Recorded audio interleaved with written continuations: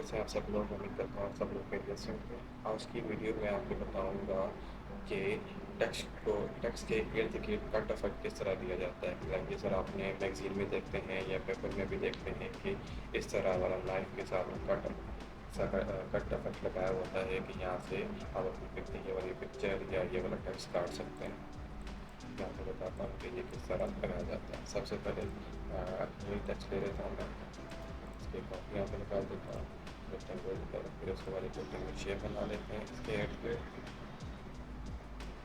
फिर इस rectangle shape को फिल की बजाय स्ट्रोक पे कन्वर्ट करें और स्ट्रोक का साइज थोड़ा सा इंक्रीज कर दें, मैं 5 पार्ट्स कर देता हूँ। फिर इस रेक्टेंगल शेप को सेट करें, स्ट्रोक के मेन्यू में जाएं और डैश लाइन्स ऑन कर दें। या डैश लाइन्स के साथ अब हो गया।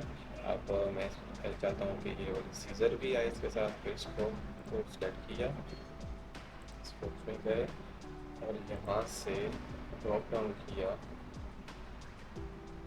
ये रहा आपका एरो नंबर 34 भी है और एरो नंबर 33 भी है। मैं 33 वाले पे क्लिक करता हूँ।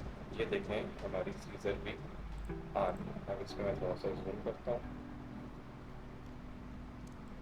अब मैं चाहता हूँ कि हमारी सीजर यहाँ से होती हुई जाए, तो सीजर टूल पे गए, सी प्रेस किया या सीजर टूल में गए और यहाँ से इस पार्ट को कट कर दिया।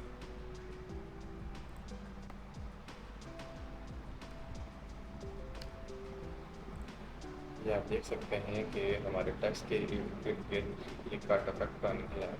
उम्मीद करता हूँ आपको ये वीडियो पसंद आई होगी। अगर आपको पसंद आई है तो मेरे चैनल को लाइक, सब्सक्राइब और शेयर कर दें। और अगर आपको इस वीडियो के हवाले से या किसी भी हवाले से कोई भी प्रॉब्लम हो तो कमेंट बॉक्स में मुझे बता दें। इंशाल्लाह नेक्स्ट वीडियो में आपका मैं वो प्रॉब्लम सॉल्व कर दूँगा।